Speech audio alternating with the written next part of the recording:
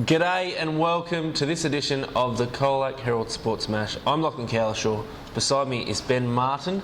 Had a bit of an injury over the weekend. Ben, tell us quickly what happened. Yeah, just met someone's elbow in the forehead, but it's all good now. 5 stitches later, and I'm back at work, ready to go for this sports mash. Yeah, Stuart Sutherland, you've got a target on your back, Ben tells me. Just kidding, just kidding. Let's get stuck into it now.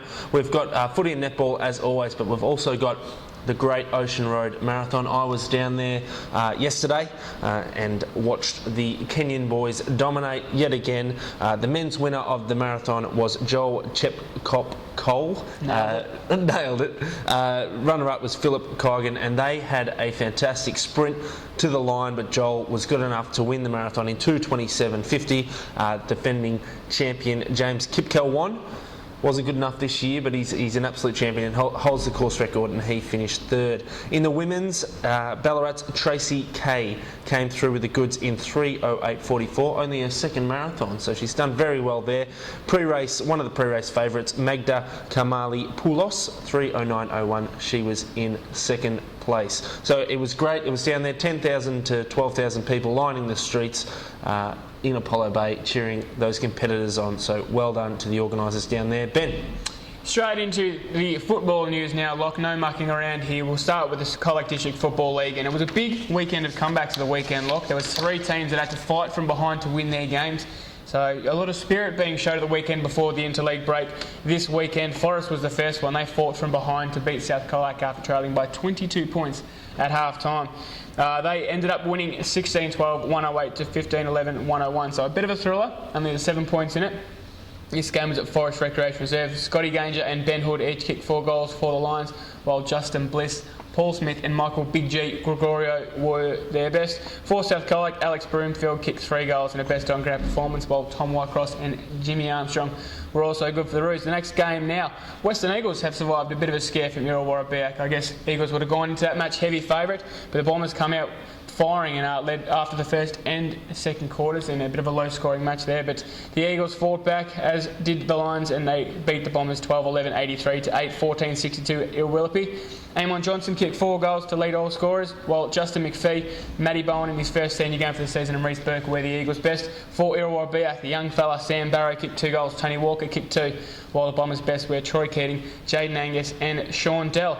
Lawn has actually overcome its bogey ground, a bit of a fight from behind here. They haven't won at Simpson in about 5 years, I don't think. So Simpson also led after the first and second quarters, but Lawn, as I guess everyone sort of expected they would, they fought back and they won 10-11, 71 to 8-3, 51 at Close Simpson. one though, close one for the Dolphins. A bit of a confidence boost over there for Jason Cartwright and his Simpson boys.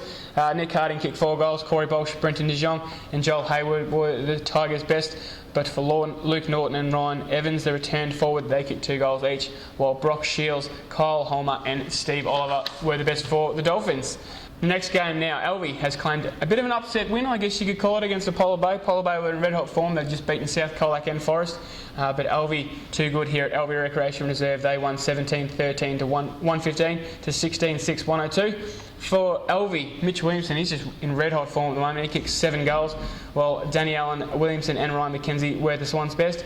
For Apollo Bay, Jezza Ellis kicked 4 goals, while their best players were Mark Deverall, Hamish Tamlin and Tom Fowler up forward. And in the final game now, Birregurra has defeated Otway Districts 13-6, 84 to 7-3, 45 at Birregurra Recreation Reserve. Paul Cass and Christian Kelly, the former Swans teammates, kicked 3 goals each for the Saints, while Mick Davis, Lukey Phillips and Chris Roberts were the Saints' best. For Otway Districts, Dean Marnie and Chris Patch each kicked 2 goals, while Luke Burnett, Marnie and Stewie Sutherland were the Demons' best. Colac Imperials had the bye of the weekend, so we'll get straight into Geelong football news now. Not good news for the Tigers. We're hoping for back-to-back wins, but inaccuracy has proved very costly for Colac in this one at West Oval. Colac 11-16-82 lost to Geelong West St Peter's 14-5-89, so 27 scoring shots to 19, but didn't come away with the goods. For Colac, James Linton kicked 3 goals, while Lockie Veal, Andrew Kelly, Nick Lynch were the Tigers' best, and for the Roosters, Chris Mollard and Patrick Eastman were too good for the Tigers in this one. Look. Thank you, Ben, and let's get stuck into the netball news now. I'll start with the GFL as well. COLAC Tigers in the netball suffering a loss to Geelong West St Peters. Just a couple of passages of play in the game let them down. They lost 41-54, and an injury to Emily Murfitt. Calf strain. Not sure the extent of the injury just yet. She scored 17 goals before going off in the last quarter, where Grace Langdon came on up from B grade and scored 2 goals. Georgia Berry was the lead scorer for the Tigers with 22 goals, while Tigers co-captain Shelley Scott was the team's best player alongside Emma Hillman and Georgia Berry. So another tough loss there for the Tigers. In Colac District netball news now, the first game we have for you is Simpson versus Lorne, and Simpson broke a bit of a winless streak. They got through for an exciting victory against Lorne, 38-37 in the end. So a great win there at Simpson Recreation Reserve. Jessie Hawkins had 23 goals. Sophie Cronin was best on court and scored 15 goals. Karen Heathcote had 24 goals for Lorne, while Lorne's best player was Rhiannon White. So a good win there for the Tigers. Elvie took on Apollo Bay, another close game. The final scores were 36-34. Apollo Bay's way, a great start to them for the season, 4-2 before the bye, so they'd be very happy with that. Laura Taylor for Apollo Bay had 19 goals. Kath Spears, the coach, had 17.